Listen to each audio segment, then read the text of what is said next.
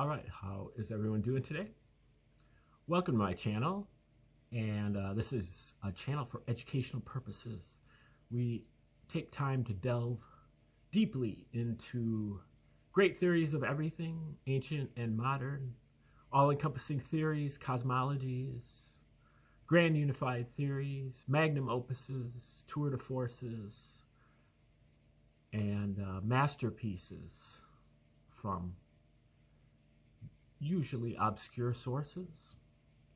And we try to shed light on things that will help you with your paradigm shifting, your awakening to 5D consciousness, your formation of a holistic worldview, and your quest for better spiritual, mental, and physical health. Today is our 211th video that we've done called The Reciprocal Church, where we're attempting to amass great spiritual resources,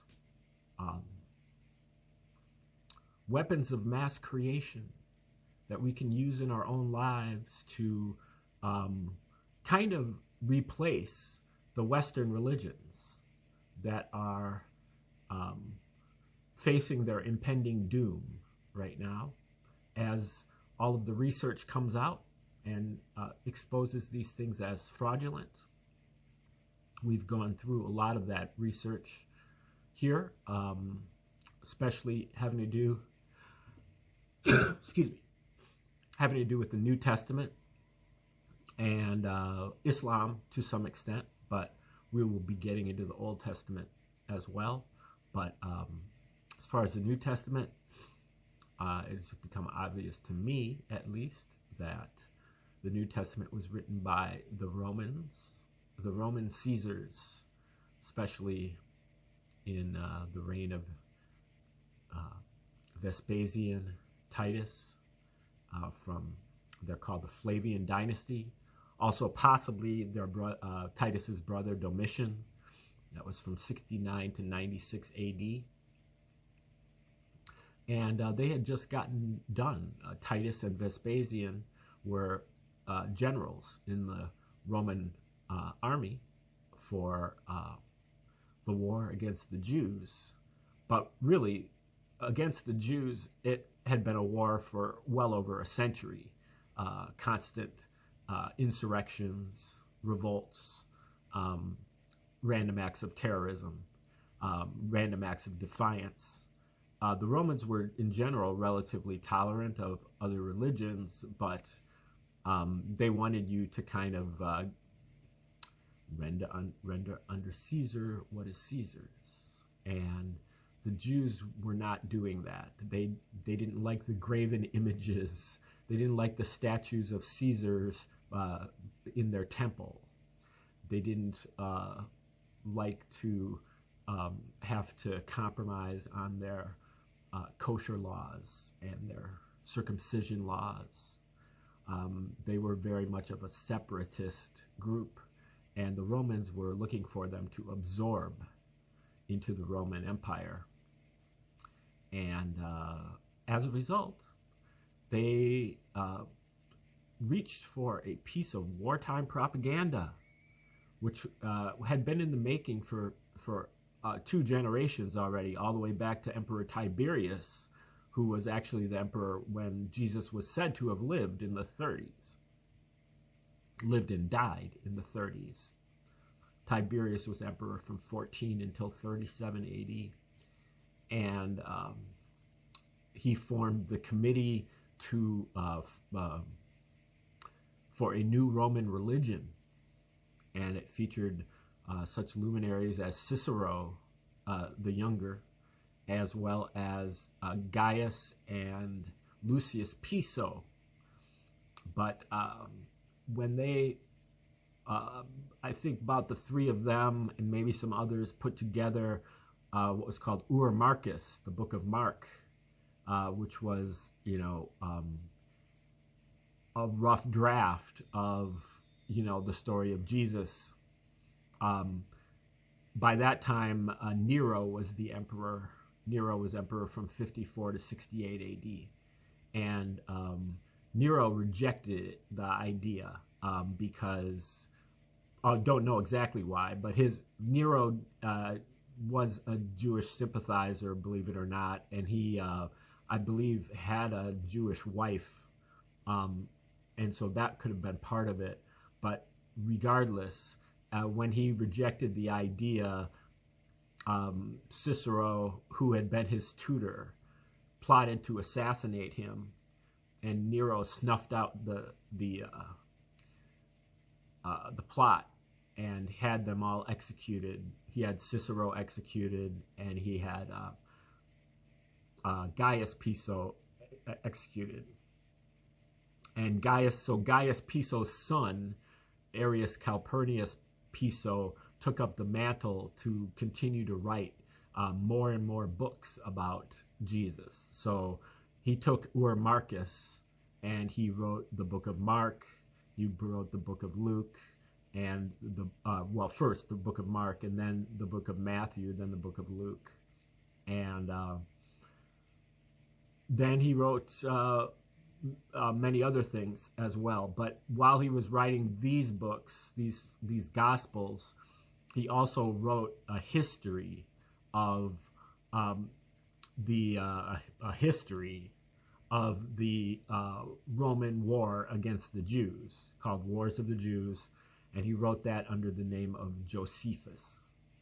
So Josephus was a pen name of Arrius Calpurnius Piso, but Josephus claims to have been a Jew who fought in this war, and as one of the Jewish generals, but then surrendered to General Vespasian. And then when he did surrender, he had the epiphany that God now favors the Romans instead of the Jews, and so he defected to the Romans, and he predicted that Vespasian would one day become emperor. And when Vespasian one day did become emperor, he pardoned Josephus and took him out of prison and adopted him into the family, and that's why he's known as Flavius Josephus, part of the Flavian dynasty of Caesars that started with Vespasian. And he brought him to Rome as the court historian. So when a Christian tells you that Josephus corroborated the existence of Jesus, ask that Christian, what do you know about Josephus? Because if you knew anything about Josephus, you would recognize that that is not evidence in any way, shape, or form, because Josephus, according to his own autobiography, is writing from the court of the Caesars. But also, if you read Josephus's Wars of the Jews, you'll recognize that there are parallel after parallel after parallel between the Wars of the Jews and the Gospels. And that's where Michael Menescot's comes in, and Joseph Atwill. Joseph Atwill wrote the book Caesar's Messiah in 2005.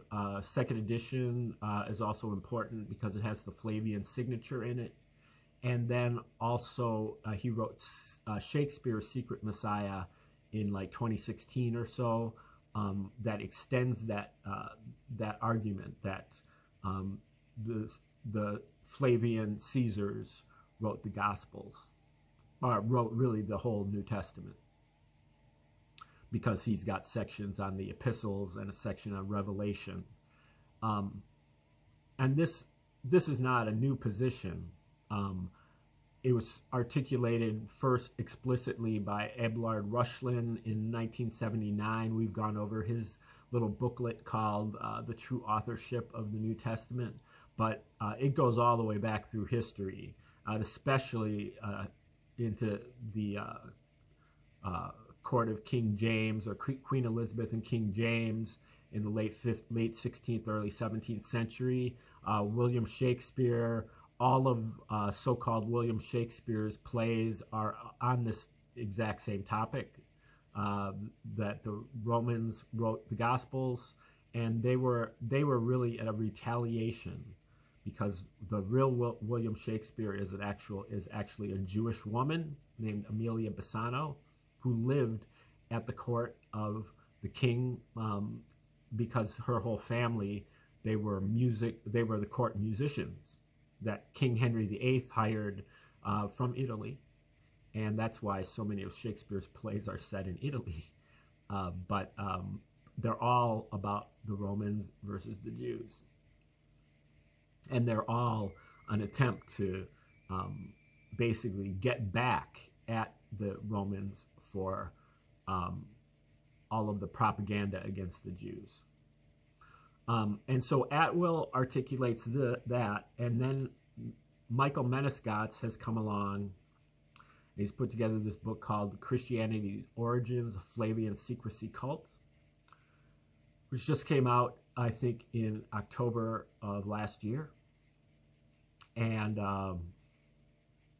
he takes Atwill's thesis and extends it quite far. And we'll see where he goes with it. But he basically takes the book of Luke and he points out approximately 250 parallels between the book of Luke and Josephus's Wars of the Jews. And not every one of the parallels is obvious. Some of them are very obvious. Some of them are very subtle. And you have to actually be looking for them to find them. But that was part of the game. You know, it was a mockery. The Romans were mocking the Jews and mocking anybody who's being converted by this. It was first originally targeted toward the Jews, but eventually they targeted toward the slaves and the soldiers as well. Okay, we are just in the introduction of this, and we're about to start a section that is called How This Takes Us Beyond the Explanatory Power of Joe Atwill's Position. So Menescotts, in the last episode, we went through his position, and it's basically that he has kind of like a four-step thing that the Romans were kind of modeling after secrecy cults like Mithraism, and that gradually first that gets you into the divinity of Jesus, but then you realize that Jesus is just a prophet that is prophesying the second coming, but the second coming of Jesus is actually Titus, which is basically what the Gospels say. Everything that Jesus predicts that's going to happen is fulfilled by Titus, if you read the Wars of the Jews. And then eventually it gets to be like what he calls pure emperor worship. So you start out worshiping Jesus, but then you gradually move over into just emperor worship. And so he's saying how this takes us beyond the explanatory power of Joseph Atwill's position. Joseph Atwill was instrumental in showing that Jesus' story mirrors that of Emperor Titus's victories via his first book, Caesar's Messiah. However, he seemed reluctant to tie himself to a specific explanation of why this was done, only saying that this must have been intended to be disclosed at some stage.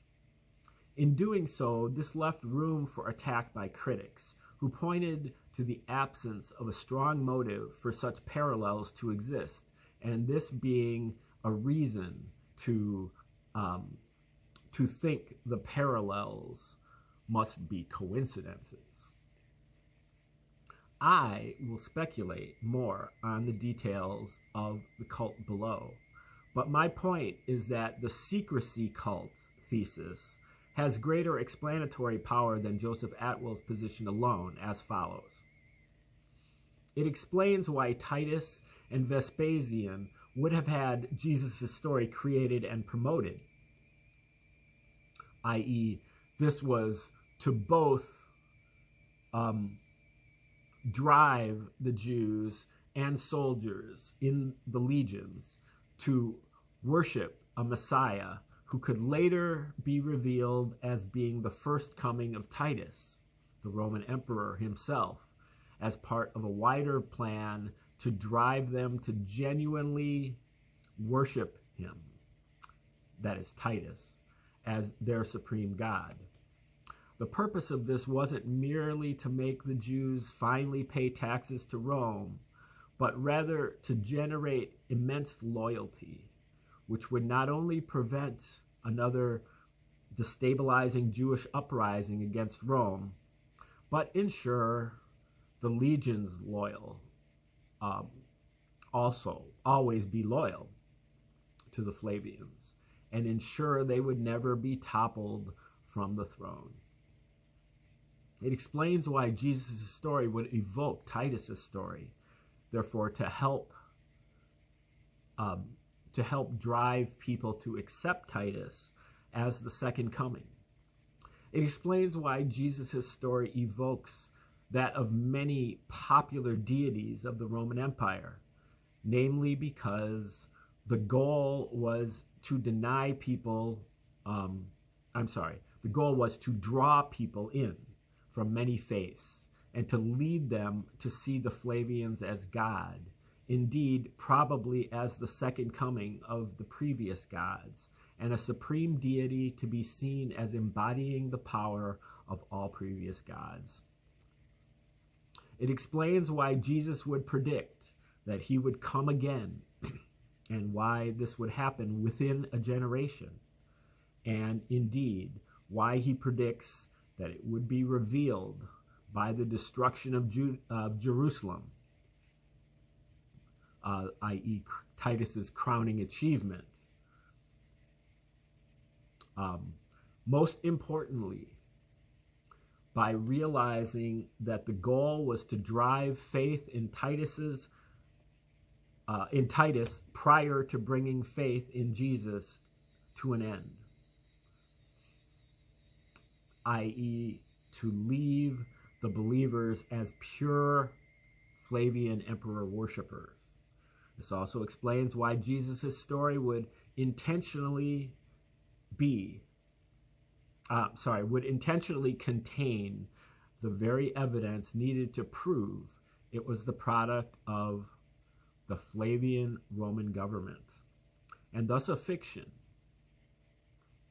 i.e., which he's used like 5 times in this paragraph so far, the evidence I have discovered, which will be detailed in this book, and indeed much more. This section is called The Different Forms of Evidence That Would Be Revealed to the Followers, and which are detailed in this book. There is no need for me to show that the Christian Gospels contain repeated hints that could help convince followers of Jesus that he is the divine Son of God, or indeed that his death saves us all from the need to do the Jewish Passover ritual. This is all standard Christian doctrine, and so requires no justification from me. Accordingly, this book will focus on describing the new evidence I have discovered, in particular, the different forms of evidence as listed below. Okay, got to turn the page, which is a little bit difficult because I'm really having to take pictures of these pages and put them on my computer, and takes a little doing to adjust the screen, and I'm not very good at taking pictures either. Okay, and he also, like, he's already gone from having everything in one column, and now he's got everything in 2 columns. So he changes the format of the pages a lot. Okay, this is the summary of the evidence contained in this book. 1. Evidence that Jesus' story mirrors Titus's. Firstly, I will show that Jesus' story mirrors that of Titus and Vespasian in incredible detail, albeit in metaphor, in the form of a parable or parody. and these parallels occur largely in the same order in both documents. Credit for this discovery is due to Joseph Atwill. Okay, I think that's a great sentence there. Parallels, parables, and parodies. That's what we're talking about here.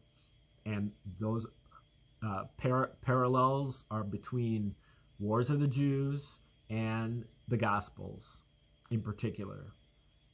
And in particular, the book of Luke in this book.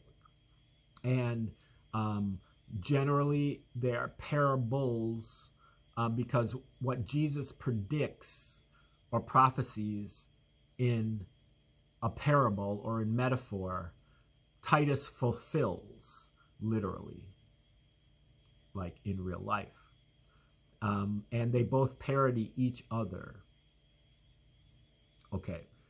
This results in a diagonal line of parallels when you plot the points. So if you look at the thumbnail, you'll see the plotting of the points, where you have the book of Luke on the vertical axis, and you have the Wars of the Jews on the horizontal axis. And so the book of Luke has 24 chapters. So you know 1, 2, 3, 4, 5, 6, 7, up to 24. And then you have paragraphs in the Wars of the Jews. Paragraph 1, 2, 3, 4, 5, 6, 7, all the way up to 700 or so. So you find a parallel, figure out where it goes, and put a dot there. And you can even do this yourself as you sit at home if you have a piece of graph paper, or you can make a piece of graph paper. And you can listen to the parallels, and you can put a dot at each parallel. And even you could probably, color code it, where if it's a very strong parallel, you could put a very heavy dot. And if you feel like it's a very weak parallel, you can put a very light dot. Or, and if it's medium, you put medium. Do it that way. And then we'll go through all the parallels, all 250, some of them, over time, and you can plot the points out and for yourself. And basically what you're going to see is that Titus and Vespasian, along with Arius Piso, literally signed their name to the Wars of the Jews combined with the book of Luke. Okay, so the first set here that he's talking about, the ones evidence that Jesus' story mirrors Titus's story, parallels, parables, and parodies,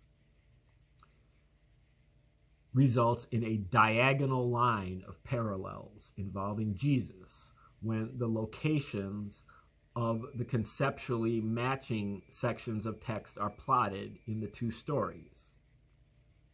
Okay, so that, would be like a line like this. So as we go further into the book of Luke, we go up. And as we go further into the Wars of the Jews, we go over this way. So if all these occur in order, like in both stories, then you're going to get like a diagonal line.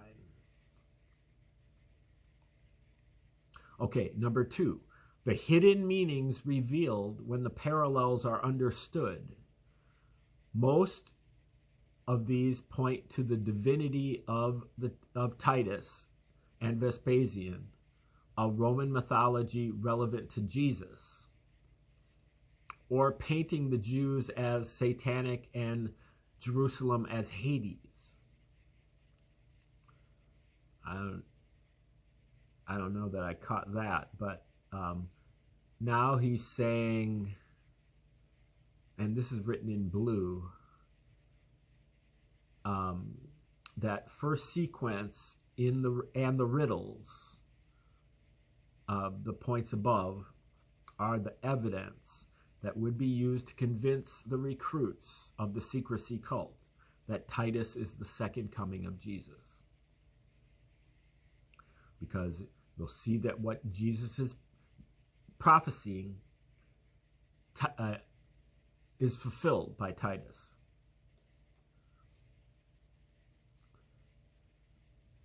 And, you know, Titus is basically coming along in the next generation. In Jewish lore back then, a generation was usually 40 years. So in many cases, according to Joseph Atwill, the things that Jesus does are accomplished by Titus 40 years to the day, in many cases, because they are occurring. A lot of it's occurring on Passover of 33 AD and Passover of 73 AD, or Passover of 30 AD and Passover of 70 AD. Okay, number 3. The evidence that not only does Luke parody Jewish war, but Jewish war parodies Luke right back. The way the two stories mutually parody each other's core narratives in intimate detail can be used to demonstrate that they must have been written together in unison, thereby proving a Roman Flavian government origin for the book of Luke. 4. The evidence that when the parallels are seen in entirety and their locations plotted, this presents a 5-letter message.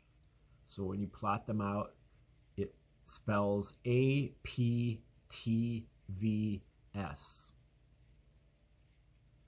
That is meaningfully related to Luke, making it conclusive that the parallels are intentional. Now,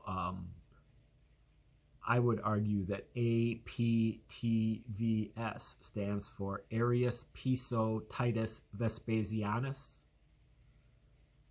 but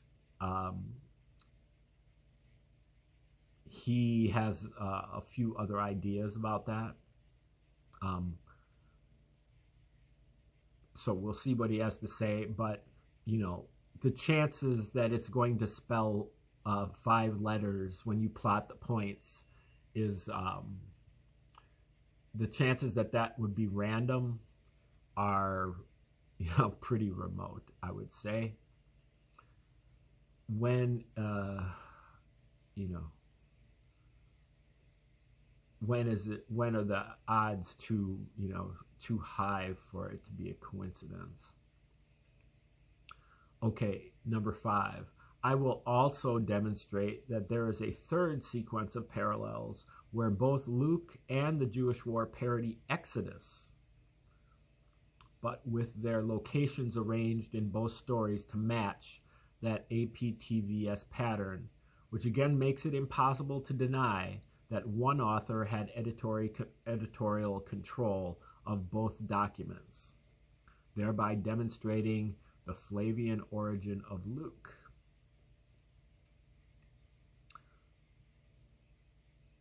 And he says the mutual parodies, APTVS pattern, and third sequence from point 3 above are what would be used to convince the converts, once they were hooked on worshiping Titus, to see that Jesus is fiction, thus achieving the goal of converting them to pure emperor worshippers. I will then move on to demonstrate mathematically and definitively that the APTVS pattern is genuine, intentional, and cannot be a case of bias or finding patterns in noise. Finally, I will also show evidence, again, mainly courtesy of Joseph Atwill, that John, the book of John, and the book of Acts include riddles pointing to God being a trio or triangle or trinity, and which were designed to lead to the conclusion that Domitian, who is the brother of Titus and younger son of Vespasian, who was emperor from 81 until 96 AD. So riddles pointing to God as a trinity, which were designed to lead to the conclusion that Domitian is the third godly Flavian, which is partly the source of the Holy Trinity concept.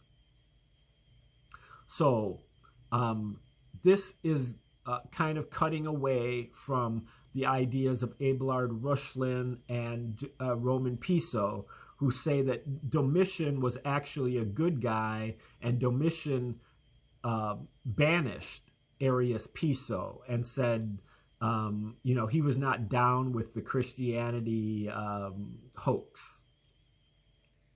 But certainly you can make the argument that Atwill and Menescotts are making that, well, actually, when Domitian took over, then that's when the book of Acts, the book of John, and the epistles were written, and Revelation, that they were written by Domitian, and that introduces the Trinity, and it pulls back from a lot of the Titus worship. So he shows a few of the graphs here of the kind of the different. He shows the overall APTVS pattern, which you see on the thumbnail, but then he also shows bits and pieces of it. So that diagonal line that he referred to earlier, that really represents part of the V of the APTVS pattern. That reveals the right-hand side of the V. Locations of parallels between Jesus' 3-year Judean campaign and in Luke, and Titus's 3-year Judean campaign set out in the Jewish War, or Wars of the Jews, that could be revealed to show the recruits that Jesus' second coming must be Emperor Titus himself. Okay, we're going to stop there. This book is rough going. The pages are gigantic. I read, I know I spent some time talking, but I read one page that whole time. That was one page. Okay, thanks for tuning in today. We'll take over here on page 5 and hopefully get to page 6 tomorrow. And have a great day. Thanks for tuning in.